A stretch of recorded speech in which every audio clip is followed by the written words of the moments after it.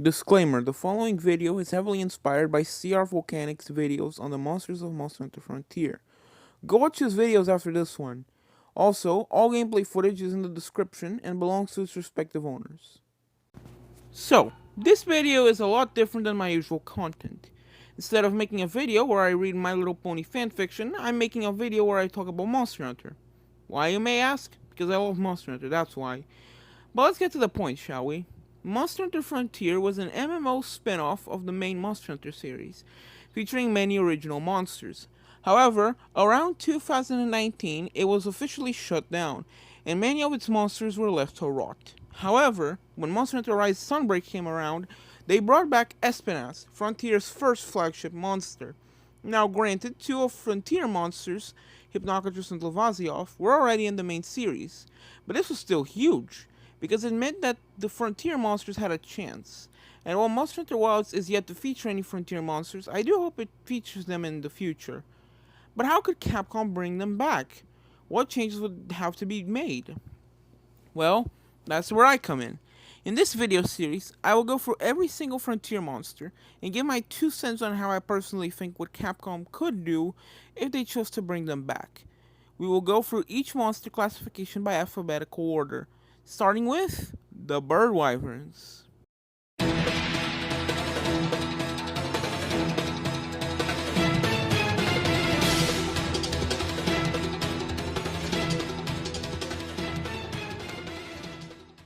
So, bird wyverns. What can be said about them? Well, a lot of things, but today we're here to discuss Frontier's take on them. Frontier's bird wyverns are quite unique, in the sense that while usually bird wyverns tend to be goofy punching bags, Frontier's bird wyverns tend to be cooler than most. Granted, it still has the dorky bird wyverns like Yankutku and Gypsros, but the Frontier originals tend to be cool rather than silly. Starting off, we have Breeding Season Hypnocatrice. Also known as Bright Hypnocatrice, Breeding Season Hypnocatrice is a bird wyvern introduced in Monster Hunter Frontier Season 1.5. It is a subspecies of Hypnocatrice, but it is much closer to a variant than a subspecies, as it is simply a male Hypnocatrice during mating season. It still attacks like a regular Hypnocatrice, but it has a few new moves, such as tossing balls of sleep toxin in the air, which fall in random patterns, and spewing out sleep gas as it flies backwards. The hardcore version also has a twirling attack and is able to produce a pink gas that can stun you. This one wouldn't be a hard one to implement. Just bring back Hypnocatrice and then Bright Hypnocatrice. However, he might benefit from gaining some of his hardcore moves as to not make him too basic. Overall, a relatively easy one. Up next, we have Silver Hypnocatrice. A rare species of Hypnocatrice, Silver Hypnocatrice are, as their name implies, silver-colored as opposed to the usual orange and brown. They were introduced in Frontier Season 3.0, and they primarily attack by using kicks, pecks, swooping attacks, and stomps, relying less on their sleep toxin. Additionally, it has a special attack, where it will stomp the ground repeatedly, and if not stopped, it will run around in circles, trampling over anyone in its path. Overall, a pretty neat rare species. It's not often that a starter monster gets one, so having one for Frontier's equivalent to Yankutku is really cool. Not a lot would have to be changed for this one to work in the main series. Next up, we have Farunokku.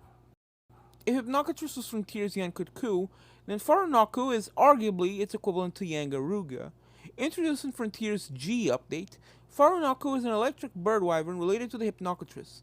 It primarily attacks by shaking its body in such a way that resembles dancing, which causes electricity to build up in its feathers, which it then releases as a full-body shock.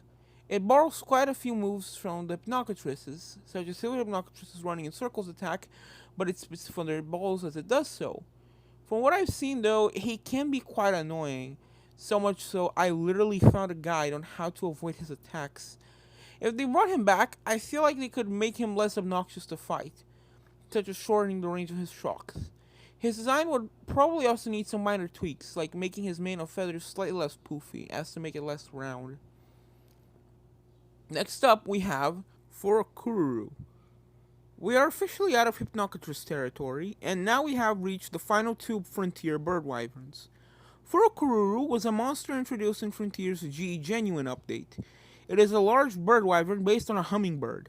Its main ability is that it can inhale the pollen of the flowers of the flower field, the map it resides in, and gain new abilities from them. It has access to every single status effect, including a new one exclusive to it, which can obscure your vision. Forokururu also has an ecology interaction with a small monster. A tribe of Linians known as Uruki will fight Forokururu, as it drains the pollen of the flowers they use. Now, if they wanted to bring back Forokururu, there would be one major issue. It is so intrinsically tied to the flower field map that it would be hard to bring it back without it. They could either remake the map with Forokururu in it, or make a new map with a lot of flowers and put Forokururu in it. Either way, that's pretty much the only thing holding him back. And finally, we have Toridcless. Toridcless is a large bird wyvern resembling a mix between a moth, an owl, and a dragon.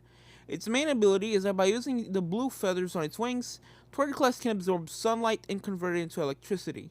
It uses this electricity as projectiles, or to produce flashes of light that stun foes. It can even rain thunderbolts from the sky. Toridcless can also reposition himself for attacks very easily by jumping to the sides and stopping with his wings. Overall, a pretty great bird wyvern. He wouldn't need many changes, only maybe needing some design tweaks to his feathers' colors as they look more gray than white in game, and maybe limit his ability to absorb light while in caves, but that's pretty much it in my opinion. And those were all the bird wyverns introduced in Monster Hunter Frontier. Overall, they are all really good design-wise. While some of them, mostly Farunokku, are somewhat mixed in the fight department, I feel like in a modern game they could fix the problems they had in their original incarnations. Next up on our journey will be the Brute Wyverns. See you folks then.